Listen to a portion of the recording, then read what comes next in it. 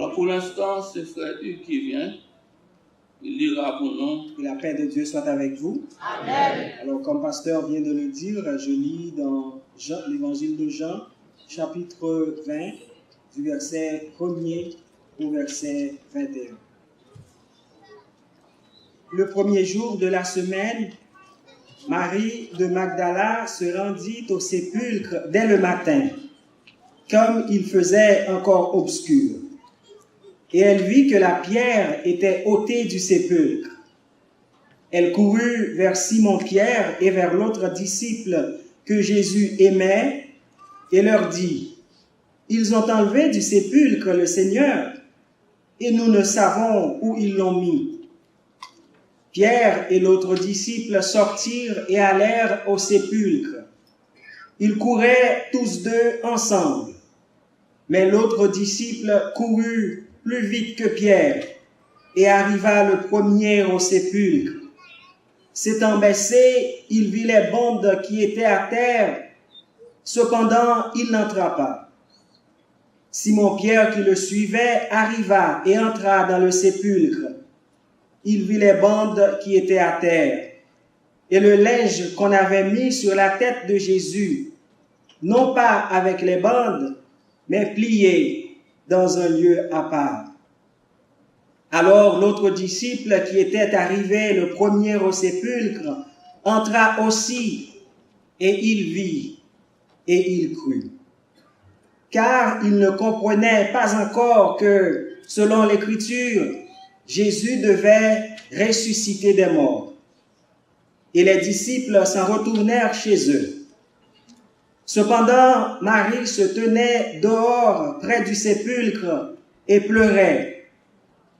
Comme elle pleurait, elle baissa pour regarder dans le sépulcre. Et elle vit deux anges vêtus de blanc, assis à la place où avait été couché le corps de Jésus. L'un à la tête, l'autre aux pieds. Ils lui dirent, « Femme, pourquoi pleures-tu » Elle leur répondit, « Parce qu'ils ont enlevé mon Seigneur et je ne sais où ils l'ont mis. » En disant cela, elle se retourna et elle vit Jésus debout. Mais elle ne savait pas que c'était Jésus. Jésus lui dit, « Femme, pourquoi pleures-tu? Qui cherches-tu » Elle, pensant que c'était le jardinier, lui dit, « Seigneur, si c'est toi qui l'as emporté, dis-moi où tu l'as mis, et je le prendrai. » Jésus lui dit, « Marie. » Elle se retourna et lui dit en hébreu, « Rabouni », c'est-à-dire « Maître. » Jésus lui dit, « Ne me touche pas, car je ne suis pas encore monté vers mon Père. Mais va trouver mes frères et dis-leur que je monte vers mon Père et votre Père, vers mon Dieu et votre Dieu. » Marie de Magdala allait annoncer aux disciples qu'elle avait vu le Seigneur et qu'il lui avait dit ces choses. Le soir de ce jour, qui était le premier de la semaine, les portes du lieu où se trouvaient les disciples étaient fermées à cause de la crainte qu'ils avaient les Juifs. Jésus vint, se présenta au milieu d'eux et leur dit, « La paix soit avec vous. » Et quand il eut dit cela, il leur montra ses mains et son côté. Les disciples furent dans la joie en voyant le Seigneur. Jésus leur dit de nouveau, « La paix soit avec vous. Comme le Père m'a envoyé, moi aussi, je vous envoie. » Amen. Amen. Seigneur éternel, merci pour ce service. Merci pour ta parole. Maintenant, nous sommes arrivés au point de dire à ton peuple ce que tu as pour nous ce matin, dans ta fidélité, que ton esprit nous aide, au nom de Jésus qui vivrait le siècle des siècles. Amen. Notre sujet, comme toujours, c'est le sépulcre vide ou le tombeau vide, comme vous voulez. Avant d'entrer d'emblée dans ce sujet, souffrez que je remonte un peu au premier jour du ministère de Jésus-Christ. Il n'y a pas de gloire sans souffrance. Rappelez-vous bien que Christ s'est fait baptiser avant de débuter son ministère. Après le baptême, il est allé au désert pour être tenté par le diable. Et troisièmement, il a sélectionné 12 hommes, son équipe, pour être avec lui toujours. Et maintenant, il a débuté son ministère en proclamant la parole, en faisant connaître qui est Dieu, qui est Jésus, sa puissance, donnant à manger aux gens, chassant des démons, guérissant des malades, faisant toutes sortes de choses. Maintenant, quand Christ est connu, il y a une foule qui était à sa suite, c'est-à-dire des gens qui le suivaient un peu partout. C'est alors que Jésus, dans Matthieu chapitre 16, à partir du verset 13, débarqua sur le territoire de Césarée de Philippe. Il ne faut pas confondre Césarée de Philippe, c'est-à-dire qui était en face de la mer de Galilée, où habitait avant le sacrificateur et les autres, qui étaient en bas. Maintenant, tandis que Christ était à Césarée de Philippe, il s'adressait à la foule qui le suivait, disant, « Qui dites-vous? Ou bien, qui dit-on que je suis, moi, le Fils de l'homme » La foule répondit, certains dirent, « Ah, vous êtes Jean-Baptiste. » D'autres, vous êtes Élie. D'autres, vous êtes Jérémie. Les autres disent, « Ah, vous êtes un prophète comme les autres. » Pas de problème. Maintenant, Jésus se tourna vers ses propres disciples et dit, « Et vous, qui dit-on, ou bien qui dites-vous que je suis ?» Alors, Pierre, qui est le prototype qui répond toujours, Pierre dit à Jésus, « Vous êtes le Christ, le Fils du Dieu vivant. » Jésus dit à Pierre, « Tu es heureux, Simon. Tu es heureux, Simon. Ce ne sont pas la chair et le sang qui t'ont révélé ces paroles, mais bien c'est mon Père qui est dans les... mon Père qui est dans les cieux. » Et puis tout de suite, il dit après, « Tu vois, tu es Pierre. Sur cette pierre, je bâtirai mon église. » C'est là que vient le bruit que Jésus a tout remis entre les mains de Pierre. Il est le premier vicaire, il est le premier pape, etc. Et puis Jésus dit à Pierre, « Je te donne la clé du royaume. Ce que tu liras sur la terre sera lié dans les cieux. Et ce que tu délieras sur terre sera délié. » En d'autres termes, ce que tu libères sera libéré, et puis ce que tu ne libères pas ne sera pas libéré. Avec toute cette parole. Maintenant, l'idée principale, on dit que tout est entre les mains de Pierre, comme Jésus repose l'Église sur les épaules de Pierre. Je vous dis ce matin, Dieu ne remet jamais son travail entre les mains d'un homme. Il peut se servir d'un homme, mais pas son travail entre les mains d'un homme. Si Dieu avait comment placer l'œuvre salvatrice, ou bien l'œuvre de l'Évangile entre les mains de Pierre, ou bien sur les épaules des disciples, ce matin où je parle là, nous serions dans la soupe la plus chaude au monde. Nous serions ce matin dans la situation la plus telle parce que l'homme ne peut pas porter le travail de Dieu, mais Dieu même a dit, je mettrai... Alors, je ne prends pas de temps pour tout expliquer. Quand Jésus dit à Pierre, tu es heureux, tu es Pierre, et sur cette pierre, je bâtirai mon église, qui fait que les gens pensent que c'est Pierre qui porte l'église. Jésus l'a dit par là, toi, on t'appelle Pierre, Pétros, personne. Mais sur cette pierre, Pétra, le roc, je bâtirai mon église. En quelque sorte, l'église est sur le roc. Quel roc? Le roc, c'est qui? Jésus, sur le roc. Dieu n'est pas malade. Dieu connaît l'homme. Et il ne peut pas en quelque sorte faire confiance à l'homme à 100%, parce que l'homme est toujours l'homme de tous les temps, de tous les siècles. C'est pourquoi Christ Dieu n'a pas mis son église sur un homme, sur Pétra, sur Pétros, mais Pétra qui est Pierre. C'est ça dit que Jésus est le rocher des siècles. Et Dieu dit, je mets une grosse pierre en sillon. Celui qui tombe dessus sera brisé, et s'il tombe sur vous, vous serez brisé. Ou en d'autres termes, c'est pas Pierre, premier pas. C'est pas Pierre qui porte l'évangile, mais c'est Jésus-Christ. Et ce matin, nous en voulons pour preuve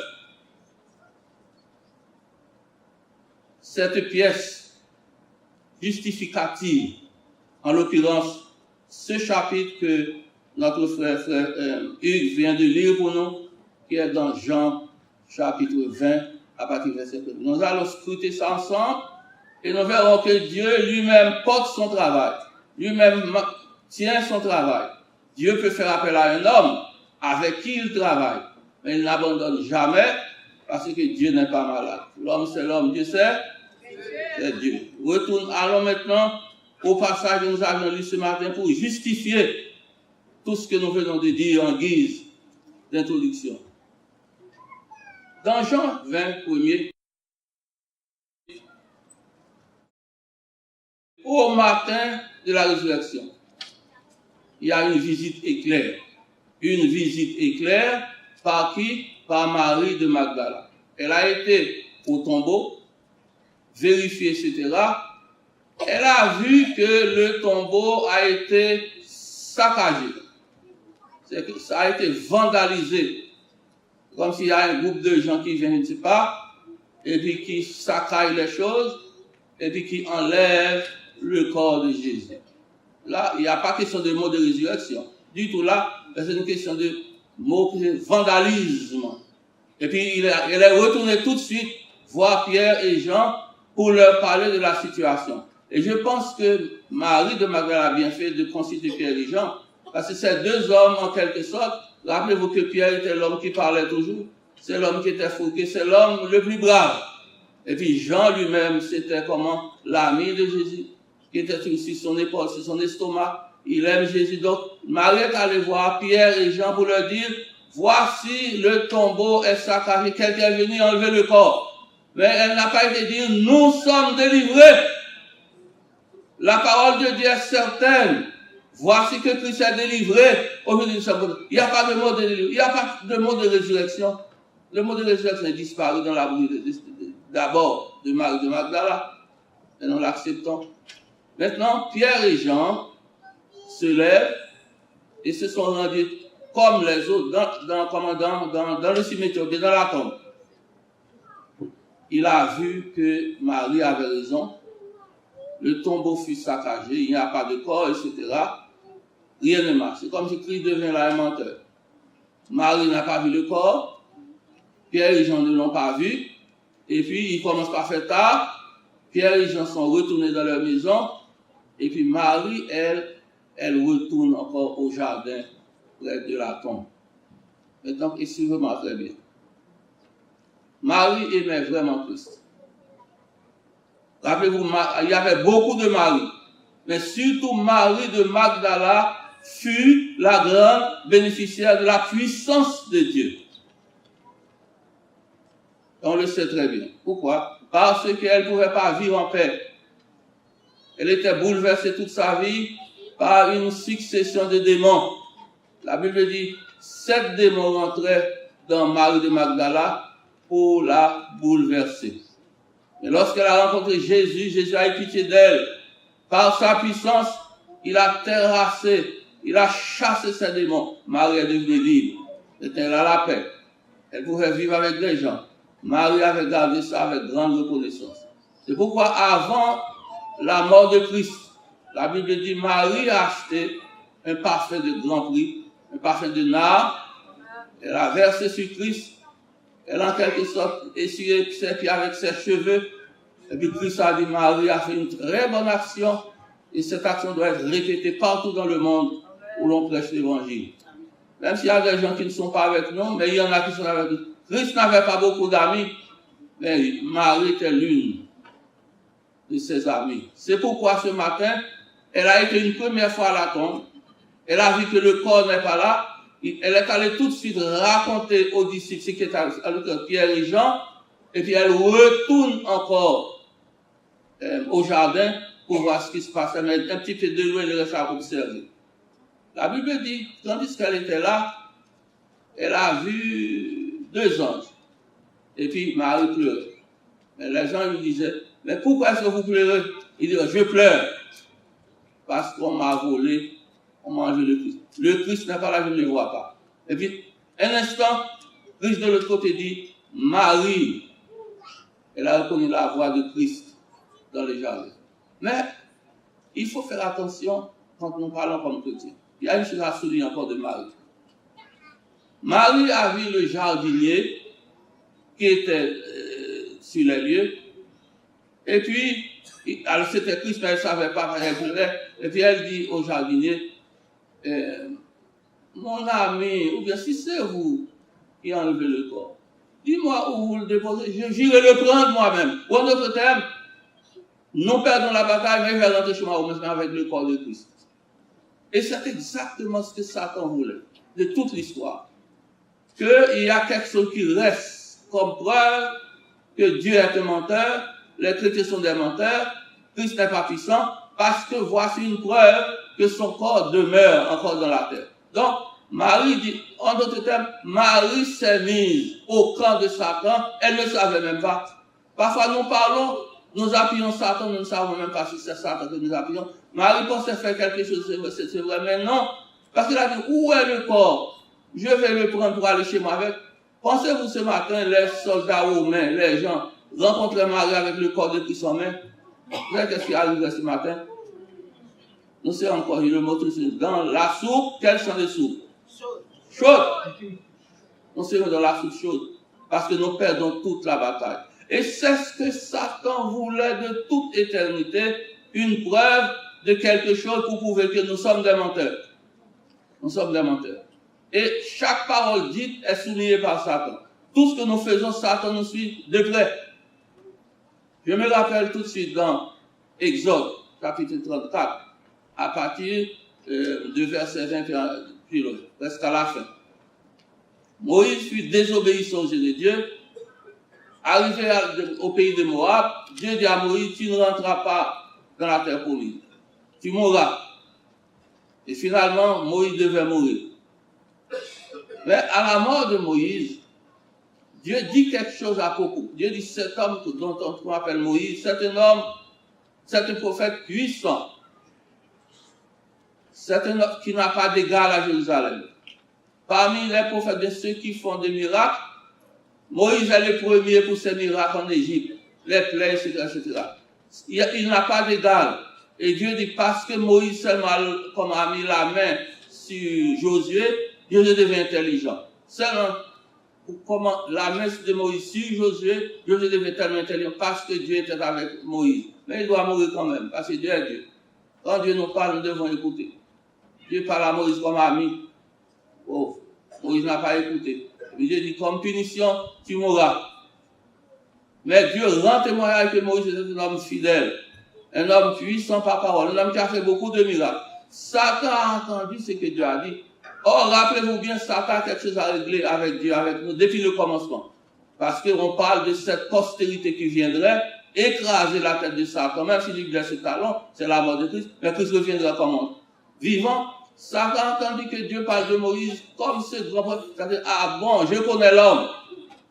Peut-être qu'il viendrait écraser ma tête. Mais puisque Moïse est mort, Satan voulait détourner les regards des enfants d'Israël de Dieu. Il voulait en quelque sorte amener les enfants d'Israël à avoir un centre d'idolâtrie.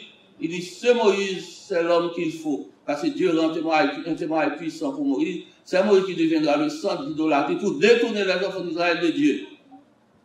C'est pourquoi c'est le seul homme au monde,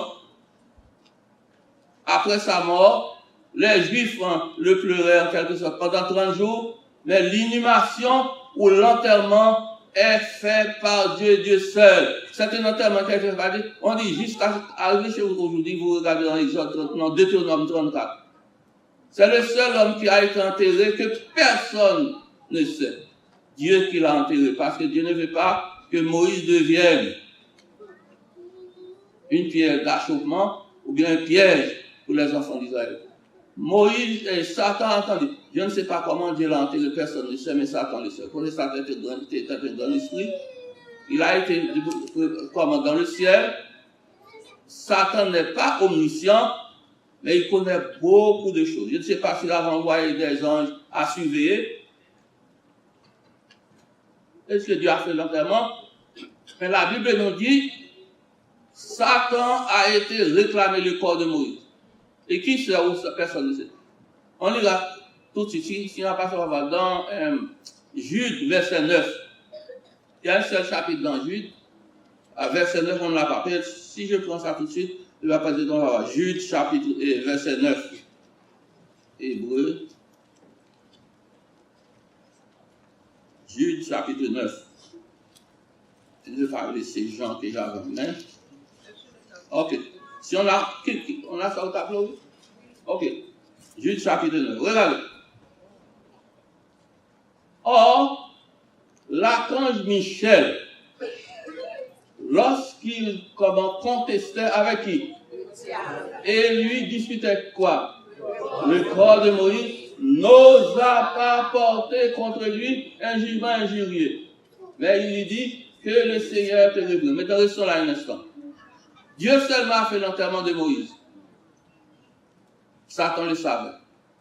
Dieu l'a enterré à un endroit personne ne sait. Regarde maintenant, Satan est allé chercher le corps de Moïse. Mais Dieu envoie à Michel, il a dit par Michael, Michel, archange, l'un des grands chefs dans le ciel. Peut-être Dieu l'a délégué pour contrecarrer Satan, pour qu'il ne parte pas avec qui le corps de Moïse, parce qu'il voulait ce corps. Dieu dit, l'un dit non, vous ne pouvez pas. Mais cependant, nous avons appris une grande leçon dans ce verset. L'ange était plus fort que Satan. Parce que les anges qui sont avec Dieu, les chefs de là, sont puissants. Dieu l'envoie contre Satan en personne. Si Satan était le plus fort, il aurait pris, il serait parti avec qui le corps de Moïse. Il ne pouvait pas. Et puis, vous voyez la réaction de Michel Archange. Michel Archange n'a pas injurié Satan. Il n'a pas dit de bêtises là, il dit, mais seulement il dit, Dieu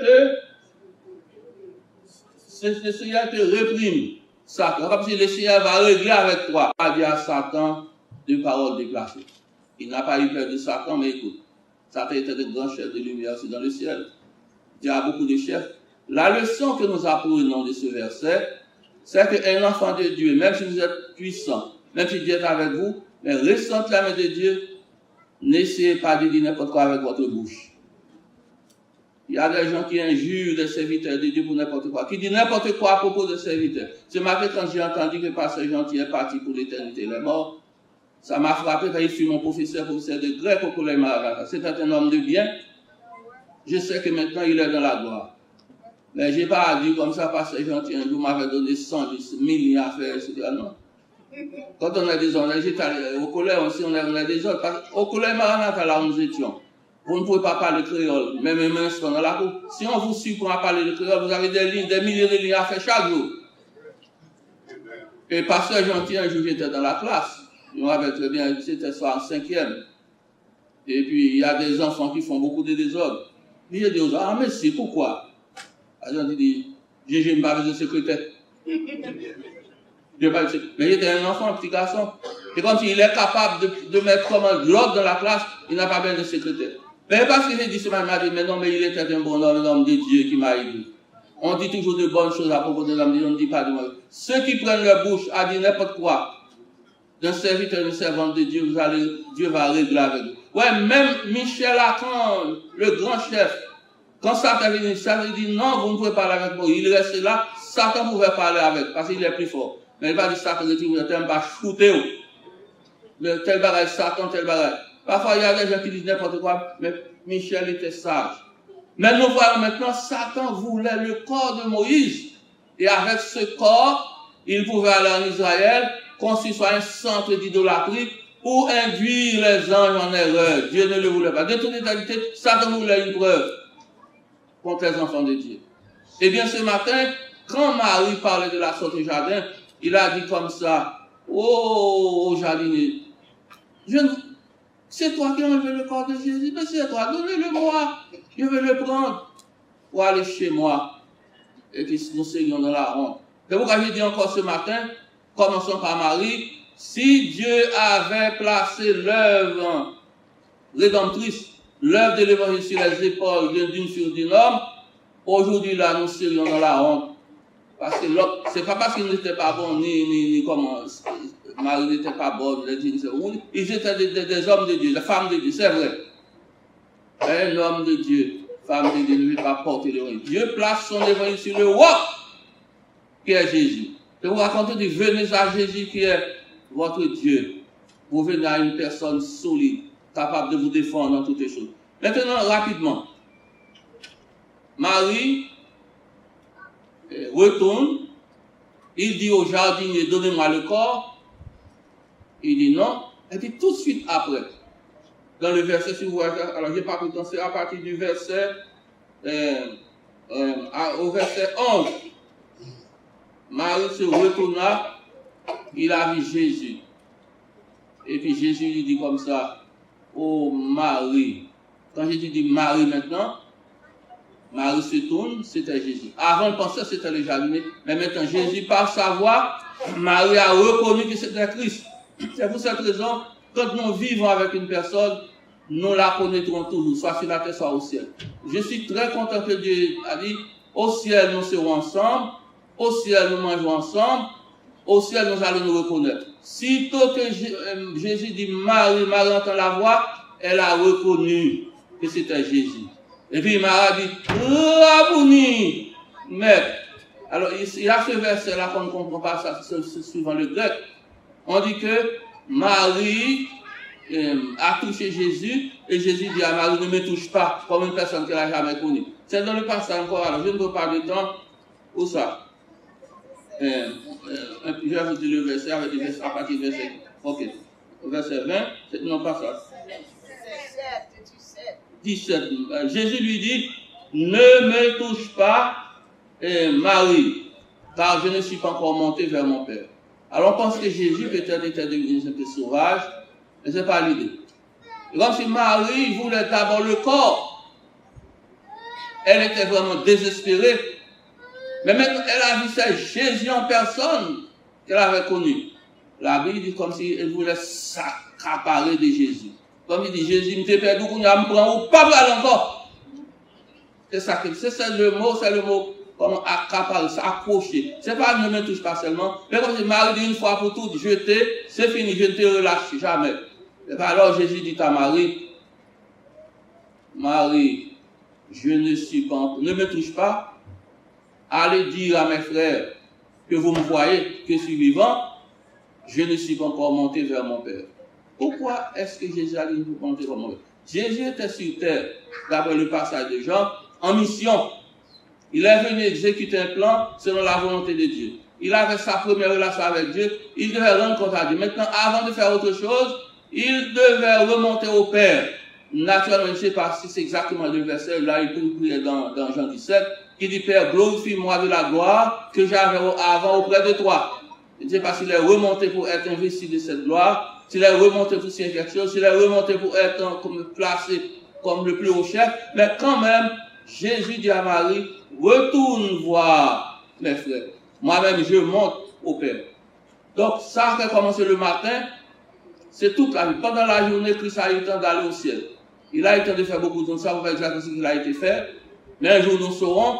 Mais comme il dit, va dire à mes frères que je suis vivant, et puis vous m'avez vu. Marie est retournée, elle a trouvé que les disciples étaient cachés dans leur chambre. Il n'y a aucun mot de résurrection. Il n'y a rien qui dit. Les disciples ont eu peur. Ils sont restés dans leur chambre, seulement à pleurer. Je ne sais pas comment Marie était là. Rien n'a été signalé, depuis le matin jusqu'au soir. Maintenant, pensez-vous, si l'évangile est dans la main des hommes, parce que nous ne sommes pas foutus, comme on dit, est-ce que si vraiment l'œuvre était entre les mains des hommes, heureusement quand Dieu commence, il achève. Heureusement quand Dieu parle, ce qu'il dit c'est la vérité. Même quand nous sommes nous-mêmes, nous n'avons pas la foi. Même si nous sommes chez qui, c'est notre affaire. Mais ce que Dieu dit, il le dit, il n'y a rien qui changera ce que Dieu a dit. C'est pourquoi ce matin, je suis content. Même quand parfois je suis faible dans la vie. Même que parfois j'ai des remises en question. Même quand parfois je dis beaucoup de choses. Mais une seule chose, vous savez ce que Satan m'a fait? Quand j'étais jeune, etc., j'ai accepté Christ parce que j'avais 10-11 ans. Mais à un certain temps dans la vie, constamment, je me pose la question, mais est-ce que vraiment je suis sauvé? Est-ce que vraiment je suis enfant de Dieu? Comme Satan dit, non, vous ne l'êtes pas. Vous ne l'êtes pas. Maintenant, Dieu m'a prouvé que je suis son enfant, parce que quand je suis pris dans telle situation, j'ai prié, il a répondu, il m'a toujours délivré. Dieu dit, tu es mon fils, je t'accepte dans ma maison. Satan m'a dit, non, vous n'êtes pas accepté. Vous n'êtes pas là. Et je pense que qu'il y a beaucoup de chrétiens aujourd'hui. Il y a des fois dans la vie que vous vous posez la question à savoir, est-ce que réellement je suis un véritable enfant de Dieu? Ça peut arriver à n'importe qui. Mais quand vous voyez votre situation, l'Éternel Dieu vient vous secourir, vous relever de terre, vous dites, ah bon, Dieu est réellement avec moi.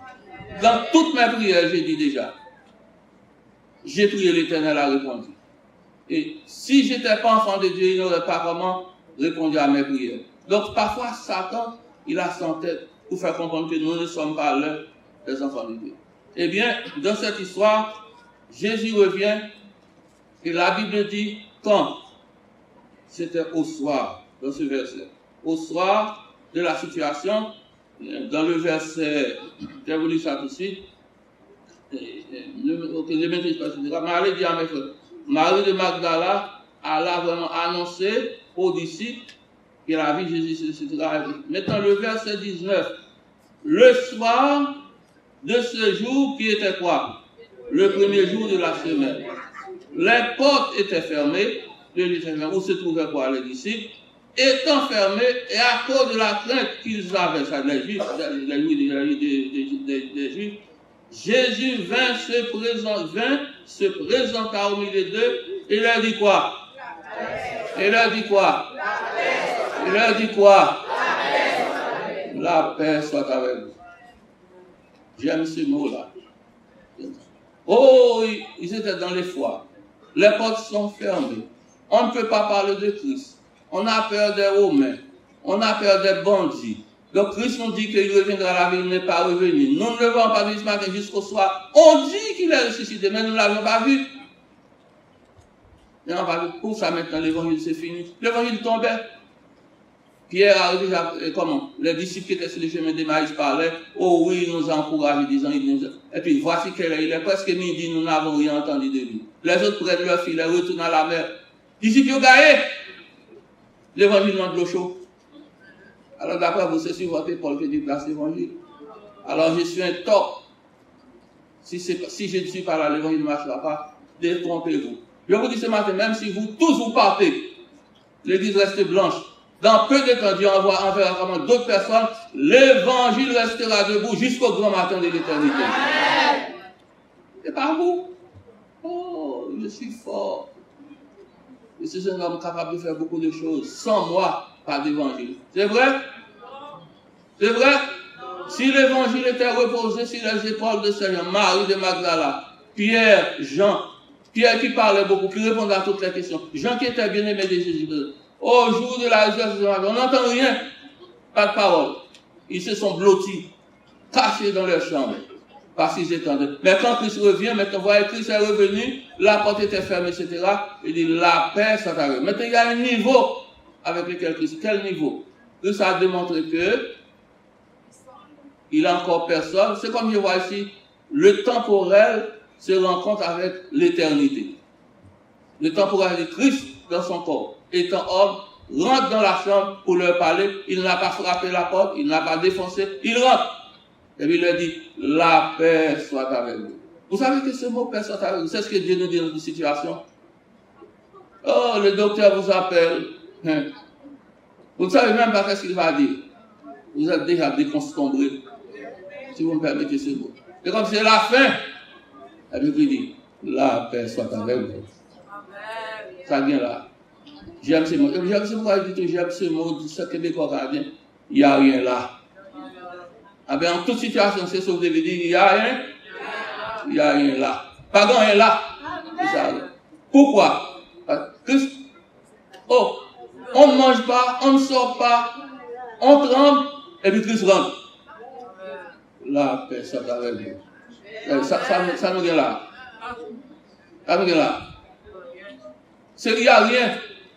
Maintenant, après ça, on dit la paix soit avec vous. Il y a une parole que j'aime beaucoup de Jésus-Christ.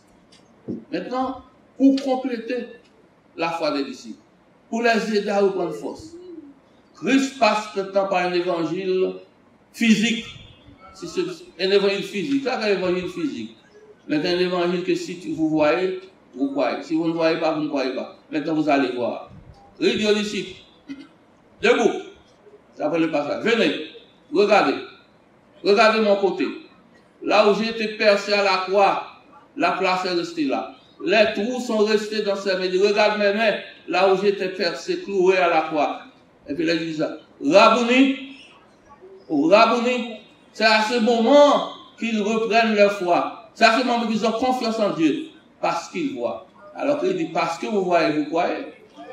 Heureux ceux qui ne voient pas, qui croient. Que ceux qui croient, qui voient. C'est ceux qui voient, qui croient. Donc ça veut dire que si on n'a pas la foi, vraiment, on ne peut pas faire route avec Dieu. Si on n'a pas la foi, on peut rester dans le plan. Moi, je suis certain aujourd'hui, dans l'Assemblée, il y en a qui sont trop vieux pour retourner en arrière. Mais nous avons des jeunes dans l'Assemblée, parfois. Des gens capables de faire beaucoup de choses pour Christ. Mais il y a une question de regarder à ce qui fait plaisir, il y a une question de regarder au matériel et non pas au spirituel. Il y a une question de voir avant de croire. Je vous dis que ça m'avait frappé. Le monsieur Lapon s'est fait un peu d'argent, mais il n'est pas avancé davantage.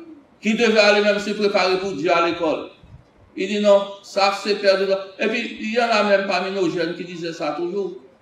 C'est pourquoi à l'église, quand Dieu vous bénit, venez pas dans sa présence avec n'importe quelle chose dérisoire. Il y en a qui disent comme ça, l'église, ça n'est pas bon. On est capable dans ce grand pays d'avoir un métier, de faire beaucoup d'argent. On fait une petite collecte à mettre des 6 cents, 25 cents. Qu'est-ce que c'est que ça? Ouais, même nos comportements parfois repoussent nos enfants à s'enrôler dans une école, même pour servir Dieu. Il y en a ce matin qui seraient de grands serviteurs de Dieu, mais qui regardent qui se passe dans l'église, où les gens sont trop peints. Qu'est-ce qu'il y a là? Moi, je préfère être ici, là, je travaille dehors. Et pourtant, ils n'ont jamais au pied de Dieu. C'était comme ça. Rappelez-vous bien, avec Dieu, Dieu ne vous montre jamais que ça va aller bien pour vous.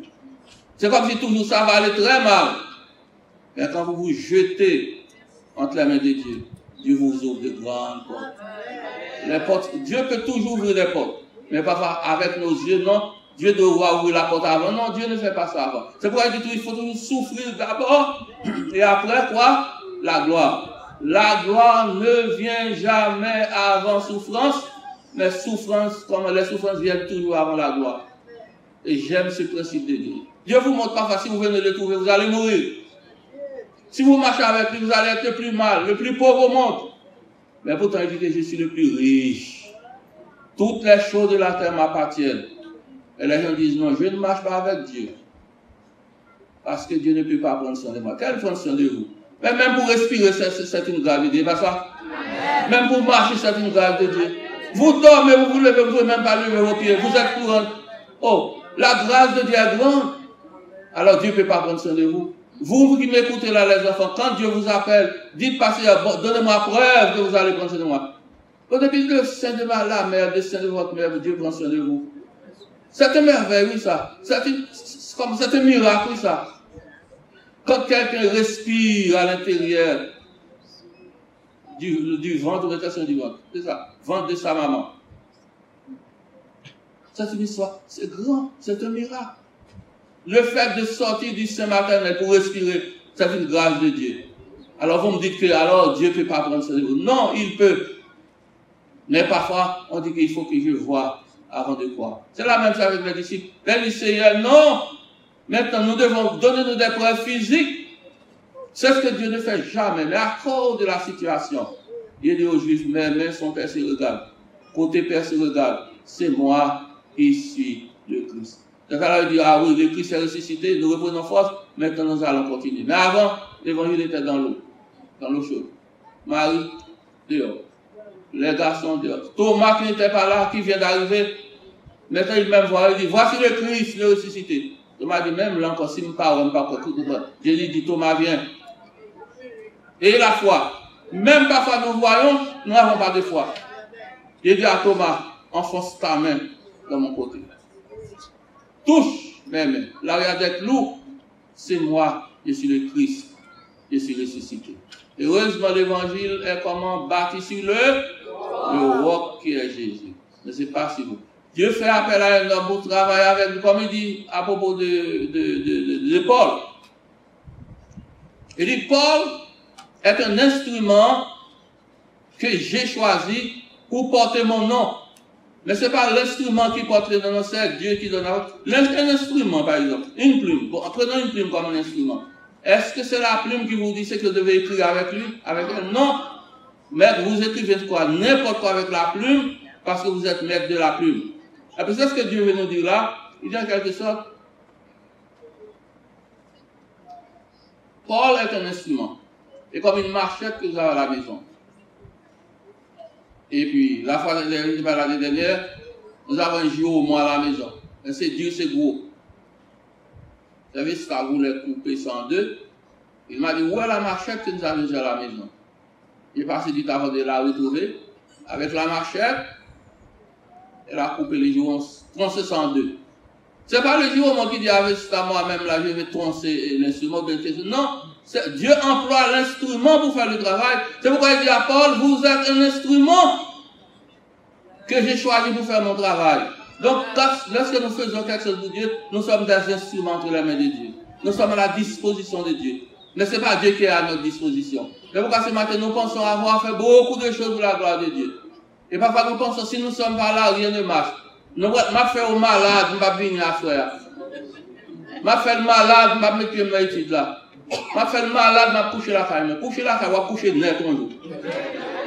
Et puis Dieu enverra d'autres personnes. Dieu prendra soin toujours de son travail. Le travail de Dieu n'est pas entre les mains d'un homme. Et pourquoi je suis content? Si Dieu avait placé cette œuvre rédemptrice entre les mains des hommes, ce matin de la résurrection, nous serions tous dans l'eau chaude. Parce que Pierre ne se présentait pas, Jean que Jésus ne se présentait pas, Marie de Magdalene dit, oh, donnez-moi le corps. Bon, je prends le corps. Dieu ne nous donne pas un corps mort pour retourner à la maison, mais nous retournons avec une personne vivante qui est notre Seigneur Jésus-Christ. Maintenant, il y a une chose qu'il ne faut pas oublier. À chaque fois qu'on rencontre Dieu, à chaque fois qu'il vous donne une preuve, il dit que cette chose-là, ce n'est pas à garder pour vous-même, mais c'est à publier. Quand il disait la paix soit avec vous, c'est ce qu'il a dit aux Juifs. Qu'est-ce qu'il dit après tout de suite? C'était au verset 21. Jésus lui a dit de nouveau, verset 21, la paix soit avec vous. Et que dit-il après? Comme le Père, s'il y a quelqu'un qui sommeille à côté de vous, c'est quoi pour moi sourire? Ce n'est pas le moment de dormir. Je ne dis pas qu'il je vois la personne qui sommeille. Maintenant, c'est la partie la plus importante. Après avoir donné preuve que c'était Christ, après avoir été voir son Père, après avoir solidifié Marie, il est revenu avec un corps glorifié que nous aurons, avec un corps qu'on touche, etc. Mais il dit aux Juifs comme ça, la paix soit avec vous. Et puis qu'est-ce qu'il dit après tout de suite? Comme le Père. Moi aussi, comme le Père m'a envoyé proclamer l'évangile, par l'évangile que j'ai proclamé, vous êtes sauvés, vous êtes devenus enfants de Dieu, à l'effet de vous-même. Aujourd'hui même, quand le téléphone sonne chez vous, c'est une personne que vous reconnaissez pas comment. Dites, Christ est ressuscité, la paix soit avec vous. L'avez-vous fait? Non. Il faut dire, la paix soit avec vous. Comme le Père m'a envoyé, moi aussi je vous envoie. Je termine avec cette conclusion. Il y a une raison, il y a une très bonne raison pour laquelle que Christ garde toujours ses mains percées et son côté encore, ses mains clouées et le côte percé. Ces côtes-là, on a fourré l'épée, on a brisé ces côtes, la marque reste toujours. Pourquoi? C'est parce que nous autres qui sommes enfants de Dieu, et quand nous arrivons au ciel, nous verrons Christ. D'abord, il y a des gens là qui sont au ciel, ils vont avoir encore des doutes. Est-ce que c'est Jésus qui va monter sous terre? Est-ce que c'est Jésus qui était venu? Christ le Seigneur lui dira venir. Regardez et regardez. Et vous allez voir tout de suite. Ce sera des preuves. Et pourquoi Dieu n'a pas comment cicatriser, boucher les trous? Ça reste toujours dans les mains de Christ. Ça reste toujours à son côté de tout. Pourquoi? Parce que c'est une preuve de Christ qui a souffert à la croix. C'est lui qui s'est donné à la croix, et c'est bien lui qui est ressuscité, c'est lui qui est dans le ciel. Nous allons voir, moi je suis sûr que détrompez-vous au ciel, vous allez dire, nous allons voir Dieu le Père assis à la table, Dieu le Fils à côté, Dieu le Saint-Esprit là, les trois manger. Non, à chaque fois qu'on dit à Christ, montre-nous le Père, il dit, vous me voyez, vous me demandez pour le Père. Il n'y a pas d'autre. Celui qui me voit, voit quoi? Notre relation sera toujours avec notre Sauveur. Dieu est avec nous, il est là, le Saint-Esprit est là, c'est vrai. Mais pensez pas que vous allez voir les trois, comme trois hommes qui courent, non. Personne ne voit Dieu pour rester debout. Dieu dit, on ne peut pas me voir. Celui qui voit le Fils voit le Père, etc. Donc, aujourd'hui, pour nous qui sommes chrétiens, ça va être notre joie, notre contentement de revoir le Christ crucifié, le Christ qui était venu pour souffrir, c'est bien lui qui est là avec nous dans le ciel. Maintenant, pour les reconvertis, ils vont pleurer. Vous savez pourquoi ils vont pleurer? Ils vont pleurer peut-être de voir le Christ qui s'est donné. Ils n'ont pas accepté. Maintenant, ils vont pleurer toute leur vie. Ils vont regretter de n'avoir pas accepté Christ comme sauveur. Et c'est trop tard. Pleurer pour pleurer, c'est votre affaire. Mais nous serons contents parce que j'ai entendu la voix de Christ. Le Saint-Esprit m'a aidé. Je l'ai accepté. Je suis enfant de Dieu. Il veut faire la même chose pour vous. Maintenant, notre plus grande responsabilité. Notre plus grande responsabilité. Et la plus grande encore, je dis, sur terre. Pour nous qui sommes vivants ce matin. Pour nous qui nous appelons enfants de Dieu. Notre travail chaque jour, c'est de faire savoir à quiconque que Christ est ressuscité. Il est vivant. C'est pourquoi il disait, il dit aux disciples, la paix soit avec vous. Maintenant, il les a fortifiés. Et tout de suite après, il dit, c'est le même principe. Le Père m'a envoyé, moi je vous envoie. Avez-vous été en quelque sorte, en quelque part, pour parler de Christ? Il y a le 29 avril qui arrive. Faites-vous le plan déjà pour dire, même si dans toute ma vie, j'ai jamais parlé à quelqu'un pour Dieu, mais ce jour-là, je ne le perdrai pas. Je vais me mettre avec les autres, au moins dire à quelqu'un qui s'est préparez-vous pour ça? Non, peut-être vous préparez tout ce qu'il vous faut pour la vie. Préparez votre vacances. Préparez vos habits. Allez n'importe où vous voulez. Vous faites plan pour toutes les autres choses dans la vie. Mais quant au plan rédempteur, quant au plan de Dieu, vous n'avez rien fait. Avez-vous parlé avec quelqu'un, soit dans votre travail? Avez-vous dit à quelqu'un, j'aurais besoin de toi aujourd'hui? Et quand vous allez dire, mon ami, savez-vous que Christ est ressuscité? Savez-vous que Christ veut vous sauver? Même si la personne se révolte, Dieu dit c'est son affaire. Mais vous, votre travail, c'est seulement de lui dire, Christ est vivant. Qu'il accepte ou qu'il n'accepte pas, ça vous importe peu. Vous n'êtes pas responsable. Mais votre travail, c'est dire, Dieu veut vous sauver. Ce matin encore, le travail pour terminer est très solide. L'évangile. L'évangile est sur le roc. L'évangile est sur le qui est ce roc? Jésus. C'est pas Pétros, c'est pas sur Pétros, non, Pierre. Mais c'est sur Pétra, le roc. Donc ce matin, quand nous parlons de Dieu de l'évangile, c'est la chose la plus solide au monde. C'est la chose la plus extraordinaire. Celui qui trouve Christ trouve la vie. Celui qui trouve Christ est délivré. Celui qui trouve Christ est heureux. Celui qui trouve Christ a fini avec beaucoup de choses. Celui qui trouve Christ doit avoir la paix. Et la paix solide. C'est pourquoi quand Christ vous rencontre, dites-vous, la paix soit avec vous. Et si vous êtes malade ce matin, la paix de Christ soit avec vous. Si vous êtes fatigué, la paix de Christ avec vous. Si vous avez peur, la paix de Christ avec vous. La paix de Christ dans tous les domaines. Parce qu'il est vivant. Et nous le sommes au siècle des siècles. Amen.